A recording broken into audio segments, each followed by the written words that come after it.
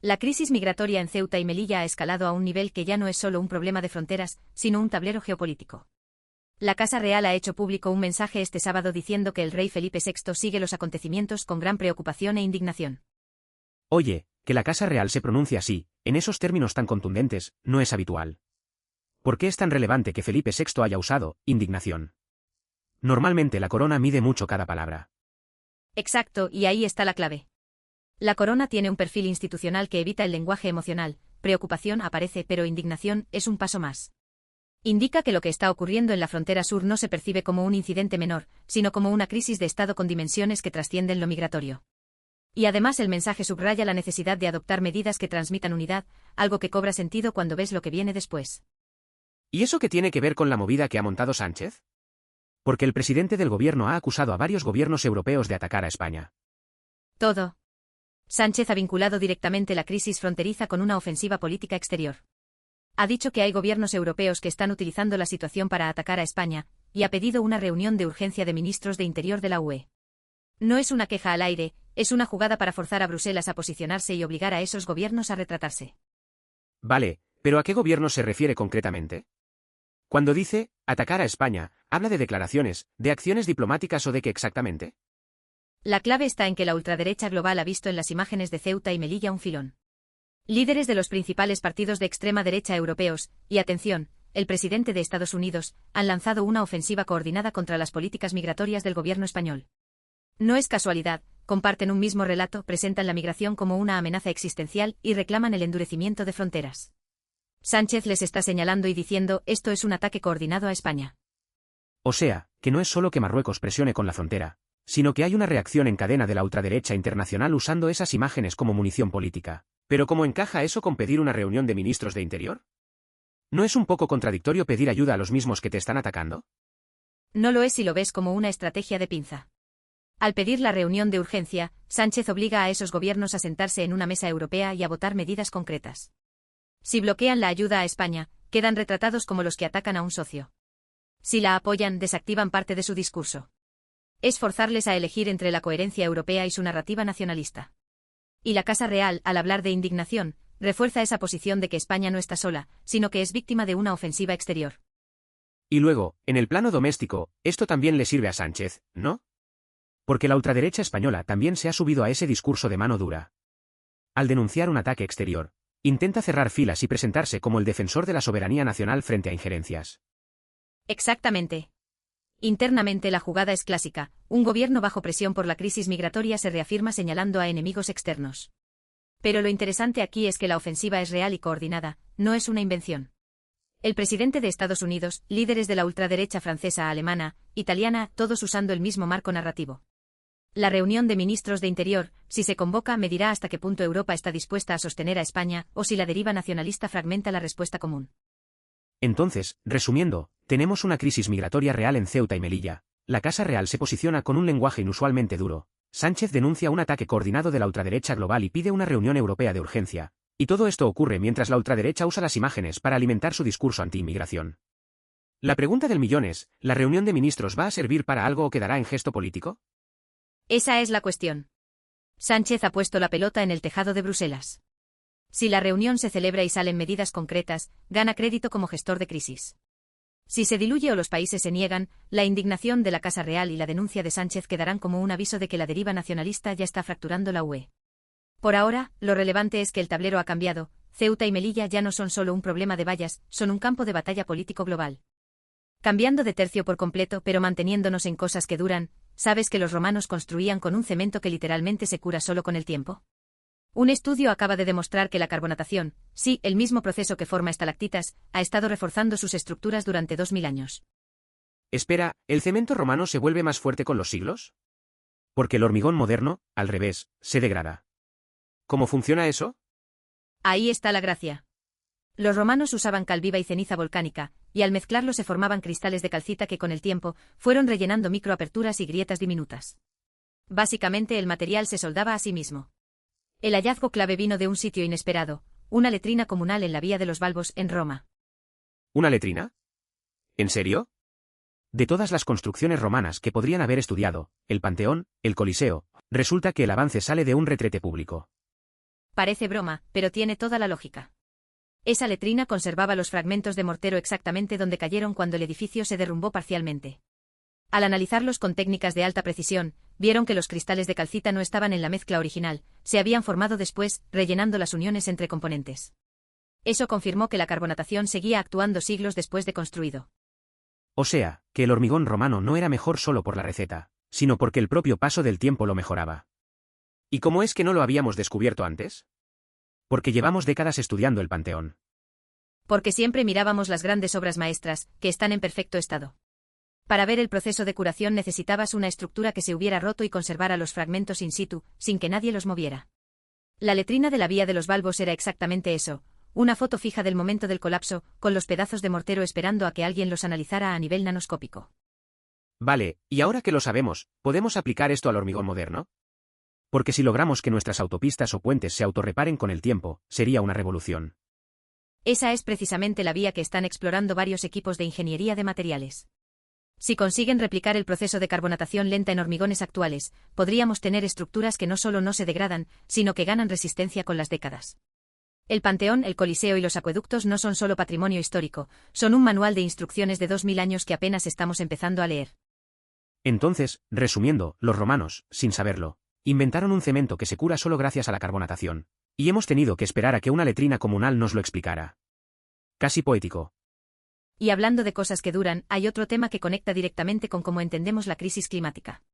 Y es que la ecología y la protección animal no pueden seguir yendo por separado. Esa es la tesis central que está ganando fuerza, que no se puede hacer ecología seria sin integrar la defensa de los animales. Pero, ¿no es eso lo que hace el ecologismo de toda la vida? Quiero decir, proteger la naturaleza incluye a los animales, ¿no? En teoría sí, pero en la práctica hay una desconexión importante. El ecologismo clásico a veces se centra en ecosistemas, en recursos, en carbono, en cifras macro, y la protección animal queda como un tema aparte, casi sentimental. La clave está en conectar las causas políticas, económicas y demográficas que modelan el territorio. Y ahí hay un ejemplo muy concreto, el de la maquinaria trabajando sin protocolos de extinción de incendios. ¿Maquinaria? ¿Te refieres a tractores, cosechadoras, ese tipo de vehículos trabajando en el campo? Exacto. Imagínate una jornada de calor extremo con riesgo altísimo de incendio, y ves maquinaria pesada funcionando en el monte sin ningún protocolo de prevención. Sin extintores, sin cortafuegos alrededor, sin nadie vigilando. Eso no es solo una imprudencia, es hacer caso omiso de la emergencia climática y de las medidas de protección de los recursos naturales.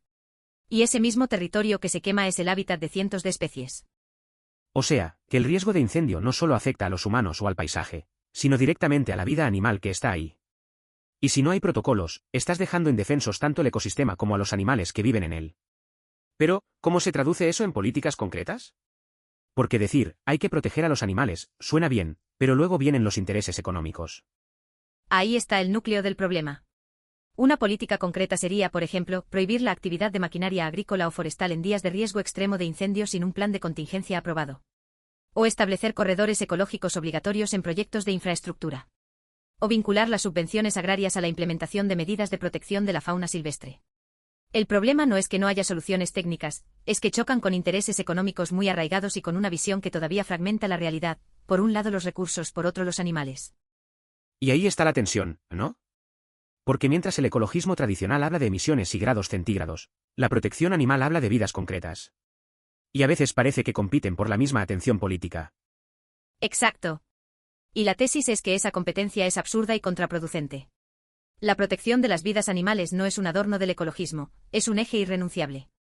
Porque cuando quemas un monte por no haber retirado la maquinaria a tiempo, no solo pierdes carbono capturado, pierdes nidos, madrigueras, poblaciones enteras. Y eso también es crisis climática, porque los ecosistemas sanos son nuestros mejores aliados contra el calentamiento. Entonces, la clave está en dejar de ver la protección animal como un tema blando o secundario, y entender que sin ella la respuesta climática está coja. ¿Y por qué sigue habiendo tanta resistencia a integrarlo? Porque implica cambiar la forma de producir y de entender el territorio. No es solo poner un filtro o un protocolo nuevo, es aceptar que el bienestar animal y la salud de los ecosistemas son condiciones previas, no consecuencias, de un desarrollo sostenible. Y eso obliga a repartir costes, a regular sectores que no quieren ser regulados, y a admitir que nuestra comodidad tiene un precio ecológico y animal que hasta ahora hemos externalizado. Y de estructuras que duran siglos pasamos a una que casi se cae en semanas, el Mundial de Fútbol. Infantino, el presidente de la FIFA, intentó privatizar el torneo, y la reacción fue tan brutal que tuvo que archivar la idea en cuestión de días. ¿Privatizar el Mundial? ¿Qué significa eso exactamente? Porque el Mundial ya genera miles de millones, ¿no? ¿Qué más podía querer Infantino? La propuesta era básicamente sacar el Mundial del modelo tradicional de federaciones y vender los derechos de explotación del torneo a un inversor privado, un fondo o un consorcio. O sea, convertir la competición en un producto comercial gestionado por entidades privadas en lugar de por las federaciones nacionales que componen la FIFA. Infantino lo vendía como una forma de maximizar ingresos, pero lo que generó fue una rebelión en toda regla. Ya me imagino. La UEFA, que es la federación más poderosa, no iba a tragarse eso. ¿Qué hicieron exactamente? La UEFA amenazó con boicotear todos los torneos de la FIFA. No solo el Mundial, hablamos de que sus federaciones nacionales no participarían en nada si Infantino seguía adelante. Y eso es un terremoto porque sin Europa, el Mundial pierde a las selecciones más potentes comercialmente. Sin Alemania, sin Francia, sin Inglaterra, sin España, el torneo se devalúa enormemente. Pero la UEFA no estaba sola en esto, ¿no? Porque la FIFA tiene confederaciones en África, Asia, América. Exacto. Y ahí está lo interesante, otras confederaciones también se manifestaron en contra. El rechazo no fue solo europeo. Y el golpe más simbólico fue la dimisión de Carlos Cordeiro, uno de los principales asesores de Infantino, que renunció el viernes en señal de protesta. Cuando la gente de tu propio equipo te abandona, el plan ya está muerto. ¿Y qué motivó a Infantino a lanzar una propuesta tan arriesgada? Porque él lleva años en la FIFA, sabe cómo funcionan las dinámicas de poder. No es un novato. Ahí está la clave. Infantino lleva tiempo buscando formas de aumentar los ingresos de la FIFA y de asegurar su propio legado. Un mundial privatizado podría generar muchísimo más dinero que el modelo actual, pero a costa de concentrar el poder en muy pocas manos. El problema es que no midió el rechazo que iba a generar. Las divisiones de las que habló en su comunicado al archivarlo son un eufemismo, lo que hubo fue una insurrección de las federaciones. Entonces, ¿por qué las otras confederaciones, que no son europeas, también se opusieron? Porque uno pensaría que si llega más dinero, también les toca más a ellas. Sí, pero hay un matiz importante, si el mundial se privatiza, las federaciones pequeñas pierden poder de decisión. Pasan de ser socias a ser proveedoras de contenido para un negocio privado. El dinero puede aumentar, pero el control se les escapa. Y las federaciones pequeñas, que dependen de la FIFA para financiarse, saben que un inversor privado no va a repartir igual que una estructura federativa. Es una cuestión de supervivencia institucional. O sea, que Infantino intentó un golpe de efecto, las federaciones le dijeron, ni hablar, y él tuvo que tragarse su propio comunicado diciendo que las divisiones ya no redundan en beneficio del objetivo planteado inicialmente. Un eufemismo elegante para decir, me han frenado en seco. Exacto. Y esto es relevante porque marca un precedente, la FIFA ya sabe que hay líneas rojas que no puede cruzar. El mundial es un bien que las federaciones consideran colectivo, y cualquier intento de privatizarlo va a encontrar resistencia. Infantino sigue siendo presidente, pero esta derrota le debilita de cara al futuro. Y en el mundo del fútbol, el poder se mide en estas batallas. Y de batallas de poder en el fútbol, pasamos a una historia que mezcla mitología, arqueología y una erupción volcánica.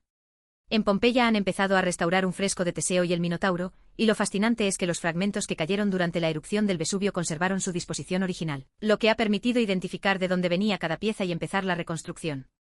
Espera, ¿el fresco se cayó durante la erupción del año 79 y todavía estaban los fragmentos en el sitio? Porque esos son casi 2000 años.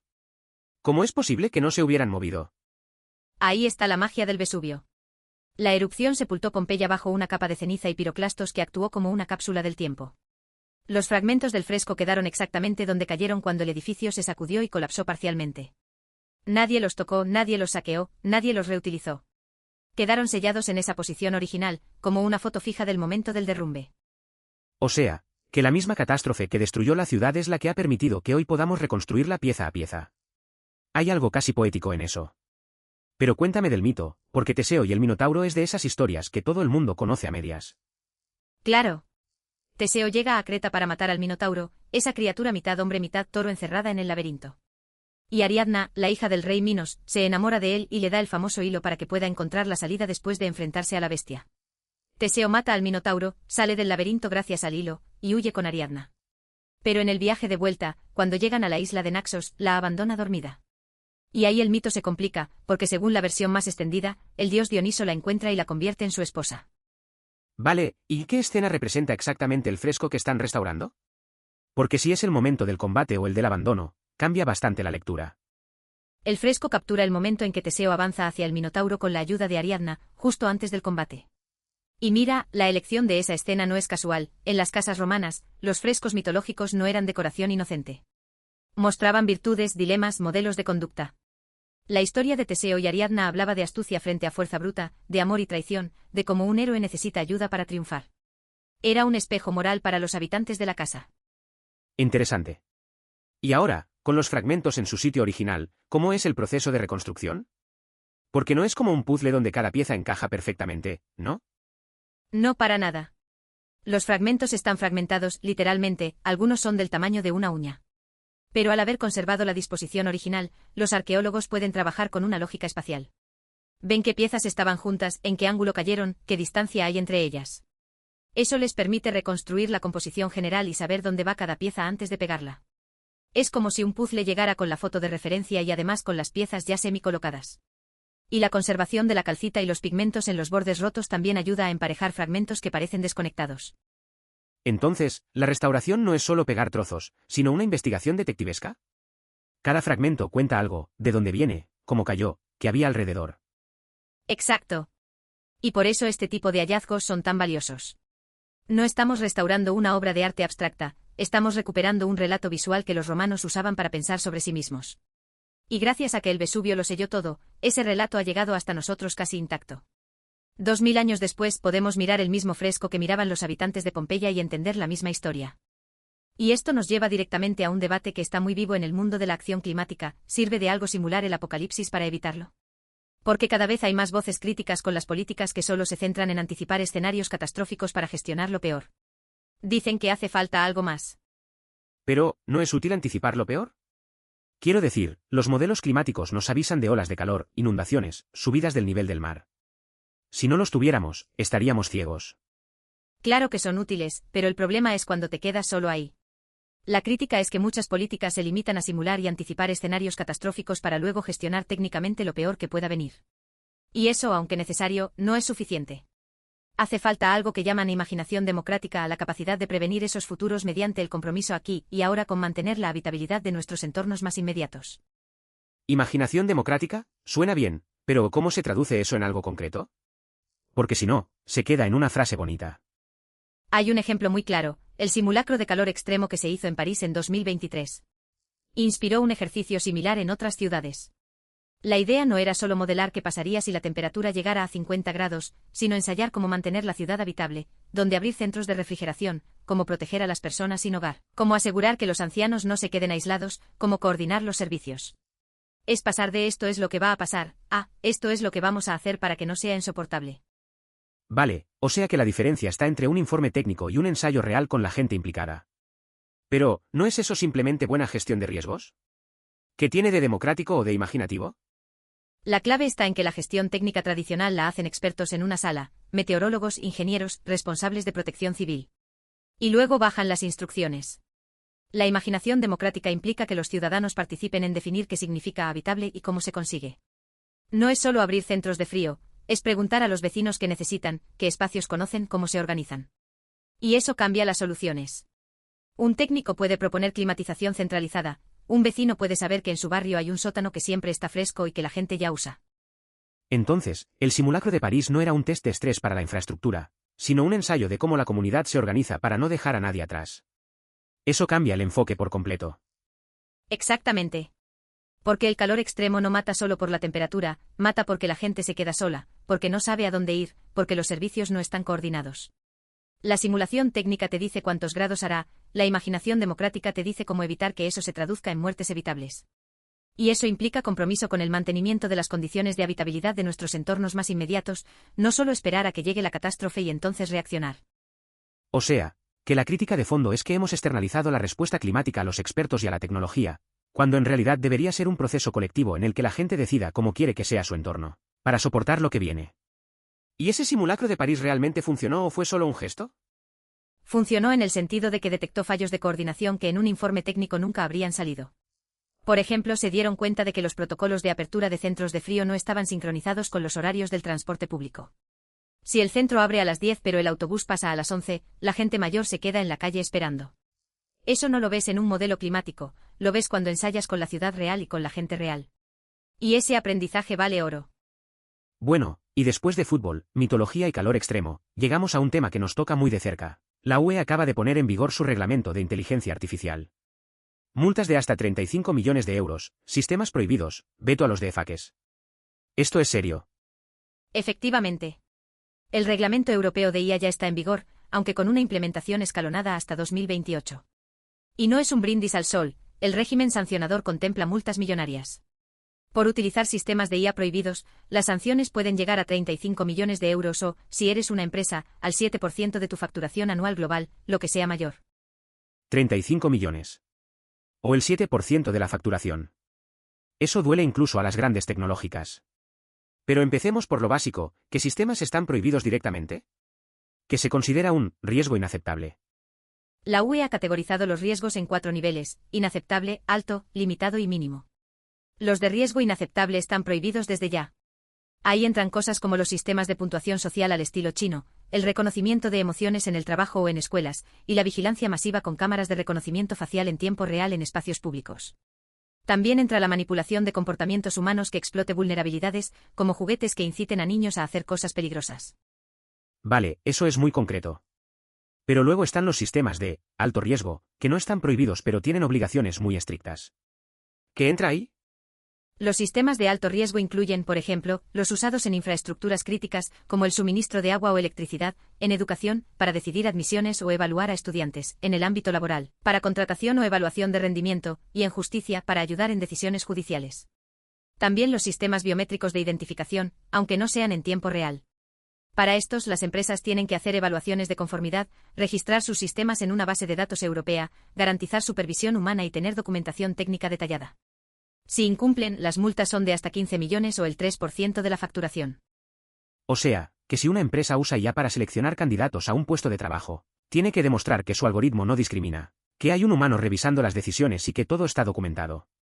Y si no lo hace, 15 millones. ¿Y los deepfakes? Dijiste que también se regulan. Sí, los deepfakes entran en la categoría de riesgo limitado. No están prohibidos, pero la obligación es de transparencia. Si generas o manipulas contenido audiovisual que parezca auténtico, tienes que etiquetarlo claramente como generado por IA.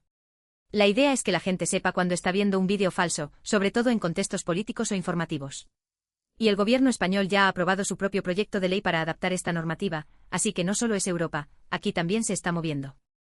Entonces, resumiendo, la UE prohíbe directamente los usos más peligrosos, como la vigilancia masiva o la manipulación, exige controles muy estrictos para sistemas de alto riesgo, como los de contratación o justicia, y obliga a etiquetar los deepfakes. Y todo con multas que pueden arruinar a una empresa si no cumplen. La pregunta es, ¿esto frena la innovación o la ordena? Ese es el debate. La UE ha optado por un enfoque basado en el riesgo, no regular la tecnología en sí, sino los usos que se le dan. La idea es que una IA que ayuda a diagnosticar cáncer no se regule igual que una que decide quién recibe una hipoteca. El objetivo es generar confianza, porque sin confianza la adopción se frena. Así que, más que frenar la innovación, lo que hace es ponerle vallas para que no se desboque. Veremos si el equilibrio funciona. Claro, porque al final, si una empresa sabe que le pueden caer 35 millones por usar un sistema prohibido, se lo pensará 2 veces antes de saltarse las reglas. Pero también puede ser que muchas startups europeas se vayan a Estados Unidos o a Asia para evitar la burocracia. Ese es el riesgo. Por eso la implementación es escalonada hasta 2028, para dar tiempo a las empresas a adaptarse. Y el gobierno español, con su proyecto de ley, está intentando crear un marco que no sea un obstáculo sino una ventaja competitiva, ser el referente en IA ética. Si lo consiguen, Europa podría marcar el estándar global, igual que hizo con el GDPR en protección de datos. Pero sí, la tensión entre regulación e innovación va a ser constante. Elena, entremos de lleno en la crisis de Ceuta. Resumiendo los hechos, hablamos de la entrada de miles de migrantes, la carta de Sánchez a von der Leyen, Costa y Martín pidiendo una reunión urgente de ministros del Interior, y su denuncia de reacciones, egoístas e ilícitas, de algunos gobiernos europeos. Pero, ¿por qué esto desató una tensión diplomática tan fuerte? Porque Ceuta no es cualquier frontera. Es una frontera exterior de la Unión Europea. Eso significa que cuando hay una presión migratoria así, el problema no es solo de España, sino de toda la UE. Sánchez lo que hizo fue activar el protocolo político, pedir solidaridad europea y convocar una reunión de ministros del Interior para coordinar una respuesta. El problema es que algunos gobiernos, en lugar de apoyar, criticaron a España. Ahí entra lo de egoístas e ilícitas. ¿A qué gobierno se refiere exactamente y qué hicieron? Sánchez no dio nombres en la carta, pero el contexto apunta a países que reaccionaron señalando a España como responsable de no haber controlado la frontera, en lugar de asumir que es un desafío compartido. Hubo declaraciones de algunos líderes europeos sugiriendo que España debía haberlo evitado, cuando la realidad es que Marruecos también juega un papel clave en la gestión de esos flujos. Y eso es lo ilícito: desmarcarse de la responsabilidad colectiva que implica ser frontera exterior de la UE. O sea, que España se queda sola gestionando una crisis que, en teoría, es de todos. Y encima recibe críticas. Exacto. Y la carta de Sánchez es un movimiento para presionar a Bruselas: o nos ayudáis, o esto no se sostiene. Porque si cada vez que hay una crisis en una frontera exterior los demás países miran para otro lado, el sistema de Schengen se resquebraja. La credibilidad de la UE como espacio sin fronteras internas depende de que las exteriores se gestionen de forma conjunta. Entonces, ¿la reunión de ministros del Interior es la vía para conseguir esa coordinación o es más bien un gesto político? Ambas cosas. Es un gesto político porque Sánchez fuerza el debate en el máximo nivel, pero también es la vía para acordar medidas concretas: refuerzo de Frontex, repatriaciones coordinadas, ayuda económica a España para la acogida. El problema es que estas reuniones suelen acabar en declaraciones de buena voluntad y poco más. Pero Sánchez necesitaba dejar constancia de que España no puede asumir sola el coste de ser la puerta de entrada de Europa. Bueno, y mientras Sánchez pedía apoyo en Bruselas, aquí dentro Feijóo le ha echado directamente la culpa al gobierno. Habla de ocupación premeditada y sin precedentes, asegura que el Ejecutivo sabía lo que iba a pasar desde principios de semana y no hizo nada. Pero, ¿aporta alguna prueba de eso? Ninguna. Y ahí está el meollo. Feijóo hace una afirmación muy grave: que fallaron todos los servicios de información del país, todas las fuerzas y cuerpos de seguridad del Estado, y que no se pudo prever que 60.000 personas se dirigían hacia Ceuta. Pero no presenta ni un documento, ni un informe, ni un dato concreto que respalde esa tesis. Es pura estrategia política. En una crisis de esta magnitud, el principal partido de la oposición intenta desgastar al gobierno, pero el riesgo es que ese discurso alimenta la alarma social sin base real. Entonces, ¿está diciendo que el PP está utilizando la crisis migratoria como ariete político, aunque no tenga pruebas? Exactamente. Y además contrasta con lo que el gobierno defiende: que hubo coordinación con Marruecos para recuperar el control de la frontera y que el apoyo de otros estados europeos fue escaso. Feijóo, al responsabilizar al Ejecutivo español, está diciendo implícitamente que el problema es de España y no de la UE, justo lo contrario de lo que Sánchez plantea en su carta. Es un pulso político en toda regla. O sea, que mientras Sánchez pide unidad europea, el principal partido de la oposición le está diciendo a los españoles: esto es culpa vuestra, no de Europa. Eso debe de ser un dolor de cabeza para la diplomacia española. Completamente. Porque si el propio líder de la oposición en España cuestiona la gestión del gobierno, los socios europeos que ya miraban con recelo tienen más excusa para no implicarse. Feijóo, sin pruebas, le está haciendo el juego a quienes quieren desentenderse de la crisis. Y la paradoja es que él mismo, si gobernara, probablemente reclamaría exactamente la misma solidaridad europea que hoy critica. Cambiando de tema radicalmente, pasemos a Ucrania. Rusia ha lanzado uno de los mayores ataques combinados contra Kiev y Kharkov. Misiles balísticos y drones, según la policía ucraniana. El balance es brutal: 9 muertos en la capital, 4 de ellos niños, 17 hospitalizados, y entre las víctimas mortales hay un agente de policía. ¿Esto es una escalada significativa en la ofensiva rusa o sigue la misma línea de los últimos meses? Es una escalada en intensidad y en blancos. No es un ataque más. Lo que lo hace particularmente grave es que es un ataque combinado: misiles balísticos y drones simultáneamente, lo que satura las defensas aéreas ucranianas. Y los objetivos no son solo infraestructuras militares, han alcanzado bloques de viviendas y un centro educativo. Eso explica que haya 4 niños entre los fallecidos. Es un patrón que ya hemos visto: cuando Rusia quiere mandar un mensaje político, golpea en el corazón de las ciudades y en horario diurno, para maximizar el impacto psicológico y las víctimas civiles. Entonces, ¿dirías que es más un mensaje político que un avance táctico sobre el terreno? Porque en el frente no parece que haya habido cambios significativos estos días. Exactamente. Desde el punto de vista militar, estos ataques no cambian la línea del frente.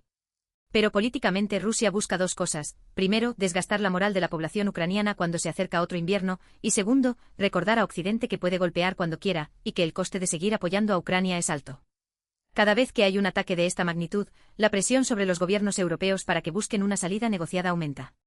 El problema es que esa salida negociada, que Rusia tiene en mente, sería una capitulación ucraniana, no una paz justa. Dejemos la geopolítica y pasemos a algo completamente distinto, pero igual de extremo.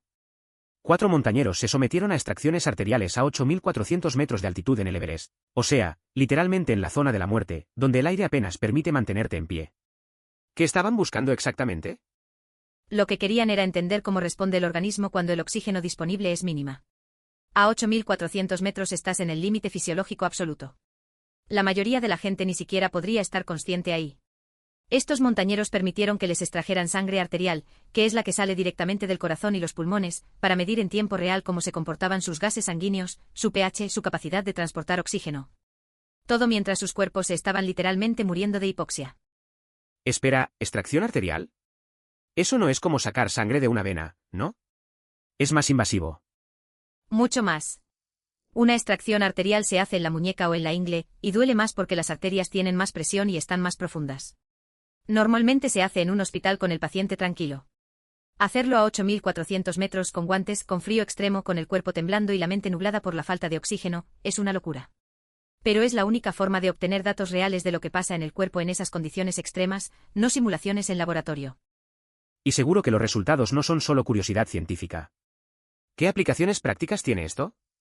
Porque imagino que no solo sirve para montañeros. Exactamente. Esto tiene aplicaciones directas en medicina de emergencias, en cuidados intensivos, en pacientes con insuficiencia respiratoria grave. Cada vez que alguien está en la UCI con los pulmones colapsados o con una neumonía severa, su cuerpo está experimentando una hipoxia muy similar a la de un alpinista en la cima del Everest. Entender cómo el cuerpo se adapta, o no, al oxígeno escaso puede ayudar a diseñar mejores tratamientos, a saber cuándo intervenir y cuándo el cuerpo puede aguantar un poco más. O sea, que estos 4 montañeros, literalmente al borde de la muerte, estaban generando datos que podrían salvar vidas en un hospital. Eso le da un sentido diferente al sacrificio. Exacto. Porque además, otro hallazgo clave de estos experimentos es que el cuerpo humano tiene una capacidad de compensación mucho mayor de lo que se creía. A 8.400 metros, el organismo activa mecanismos de hiperventilación, de aumento del ritmo cardíaco, de redistribución del flujo sanguíneo hacia el cerebro. Pero todo eso tiene un límite y ese límite es diferente en cada persona. Saber dónde está ese límite ayuda a los médicos a entender por qué algunos pacientes con enfermedades pulmonares crónicas resisten mejor que otros. Entonces, es justo decir que el Everest, en este caso, funciona como un laboratorio natural imposible de replicar. Porque no puedes meter a alguien en una cámara hipovárica y decirle, aguanta mientras te pincho la arteria. No puedes, exactamente. Las cámaras hipováricas simulan la altitud, pero no el frío, el esfuerzo físico real, la deshidratación, el agotamiento mental. El Everest te da el paquete completo. Por eso estos experimentos son tan valiosos, son datos de la vida real, en el límite más extremo que un ser humano puede soportar. Y lo mejor es que al compartir esos datos, están ayudando a que la medicina avance mucho más allá de la montaña. Cambiemos de tercio por completo. Pasamos de ciencia extrema a patrimonio cultural. Me llama la atención el contraste entre Budva, en Montenegro, y Galaroza, en Huelva. Budva aparece como la ciudad habitada ininterrumpidamente más antigua de toda la costa adriática, pero ahora es un destino de moda, playas, fiesta. Mientras que Galaroza es ese pueblo blanco de la Sierra de Aracena, con su casco urbano declarado bien de interés cultural. ¿Dos caras del mismo concepto de turismo cultural? Exacto, y el contraste es muy revelador. Budva tiene una historia que se remonta a la antigüedad clásica, estamos hablando de más de 2.500 años de ocupación continua, pero hoy su imagen de marca es la de un destino de sol y playa con vida nocturna. Galaroza, en cambio, es el reverso, un pueblo de calles empedradas y casas encaladas que no ha explotado el turismo masivo, sino que conserva ese ambiente de vergel serrano, con sus huertas, su gastronomía y su ritmo tranquilo. Entonces, Budva ejemplifica cómo un lugar con un patrimonio histórico enorme puede ser fagocitado por el turismo de masas, mientras Galaroza representa el modelo alternativo, más pausado y local. Sí, pero matizo. Budva no ha perdido su patrimonio, el casco antiguo medieval sigue ahí con sus murallas, sus iglesias y sus plazas, lo que pasa es que convive con una oferta hotelera y de ocio nocturno que ha cambiado por completo el perfil del visitante. Galaroza por ahora se mantiene en ese equilibrio entre ser un destino de interior con encanto y no haber sido descubierta por las grandes masas. El punto interesante es que las dos son opciones legítimas de turismo cultural, pero atraen a públicos muy distintos y generan impactos muy diferentes en el territorio. O sea, que no es que una sea buena y la otra mala, sino que cada una responde a una estrategia de desarrollo turístico distinta. Budva apostó por el volumen y la proyección internacional, Galaroza, por la autenticidad y la escala humana. Pasemos a un tema social que me parece muy relevante ahora que estamos en pleno verano. El calor y las vacaciones están dejando a muchas personas mayores sin red de apoyo, literalmente solas. Y hay una ONG, Solidarios, que tiene un programa de acompañamiento para ellos. ¿En qué consiste exactamente? Solidarios despliega voluntarios que visitan a personas mayores una vez por semana. No es una ayuda material, no es un servicio médico, es compañía. Sacarlos de casa, dar un paseo, charlar un rato, simplemente estar. Y en verano el problema se agrava porque el calor hace que muchos mayores no salgan, y porque sus familiares y vecinos, que suelen ser su red, se van de vacaciones. Se quedan sin ese soporte cotidiano. Entonces, el problema no es solo la soledad en sí, sino que el verano la intensifica. ¿Cuál es el perfil de las personas que atienden? Porque imagino que no es cualquier mayor que vive solo. Generalmente son personas mayores de 75 u 80 años, que viven solas y tienen una red familiar muy reducida o inexistente. Muchas veces son viudas o viudos, con hijos que viven lejos o con los que apenas tienen contacto. Y lo que los voluntarios reportan es que para estas personas, esa visita semanal se convierte en un acontecimiento. Es el único momento de la semana en que alguien les habla cara a cara, les toca la mano, los escucha de verdad. Pero, ¿cuánto alcance real tienen estas iniciativas? Porque me imagino que la demanda es enorme y los voluntarios, limitados. Ahí está el talón de Aquiles. Solidarios y otras ONG similares hacen una labor impresionante, pero el número de mayores en situación de soledad no deseada es muy superior a la capacidad de acompañamiento. Hablamos de cientos de miles de personas en toda España. Una vez a la semana es mejor que nada, pero no es suficiente. El problema de fondo es estructural, el envejecimiento de la población, la dispersión familiar, la falta de servicios públicos de proximidad. Y el verano solo pone el foco en una realidad que existe todo el año. Y pasamos a un suceso más local pero que nos recuerda lo rápido que se desata un incendio en verano. En la A66, a la altura de Casas de Millán, en Cáceres, un camión ha ardido en el kilómetro 505 y el fuego se ha propagado a la vegetación de alrededor. Sí, y lo grave es que se ha generado una densa humareda que ha afectado a la autovía, y además el Plan Infoex ha declarado el nivel 1 de peligrosidad. Eso significa que las llamas estaban lo suficientemente cerca de viviendas como para activar el protocolo de prevención. No es el incendio forestal más grande del verano, pero es un aviso de lo rápido que un incidente en una carretera puede escalar a un riesgo real para la población. Claro, porque un camión ardiendo ya es peligroso de por sí, pero si además la vegetación seca que hay al borde de la carretera prende, en cuestión de minutos tienes un incendio forestal en marcha. Menos mal que se activó rápido el protocolo. Exacto. Y el nivel 1 del Infoex es precisamente eso, la declaración inicial que moviliza medios para evitar que el fuego se descontrole. En este caso, por la proximidad a las viviendas y por la afección a la autovía, la prioridad era contenerlo antes de que obligara a desalojar o cortara la vía durante horas. Afortunadamente parece que se pudo controlar sin llegar a mayores consecuencias. Vale, Elena, hemos cubierto un montón de terreno hoy. Si tuvieras que quedarte con las ideas fuerza de la jornada, ¿cuáles serían? Yo destacaría 3 bloques. Primero, la geopolítica. La crisis de Ceuta ha puesto de manifiesto que la solidaridad europea es el talón de Aquiles del proyecto común. España pide ayuda, recibe críticas, y la oposición interna aprovecha para desgastar al gobierno sin aportar pruebas. Una bomba de relojería política. Y el segundo bloque, supongo que es Ucrania. El ataque combinado a Kiev y Kharkov con misiles balísticos y drones, con 4 niños muertos. Rusia juega a desgastar la moral y a presionar a Occidente mientras el frente no se mueve. Exacto. Y luego está el tercer bloque que es casi filosófico. El experimento del Everest nos recuerda lo frágil y a la vez lo increíblemente resiliente que es el cuerpo humano.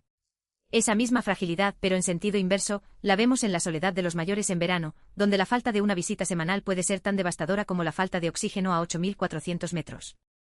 Bonita forma de cerrar el círculo. Desde la tensión diplomática en Ceuta hasta el límite fisiológico en el Everest, pasando por Budva, Galaroza y un incendio en la 66. Un día completo, sin duda. Y con una lección común, da igual que hablemos de fronteras, de guerras, de ciencia o de soledad. Al final, todo se reduce a redes de apoyo. Las que funcionan, las que fallan y las que aún estamos a tiempo de construir.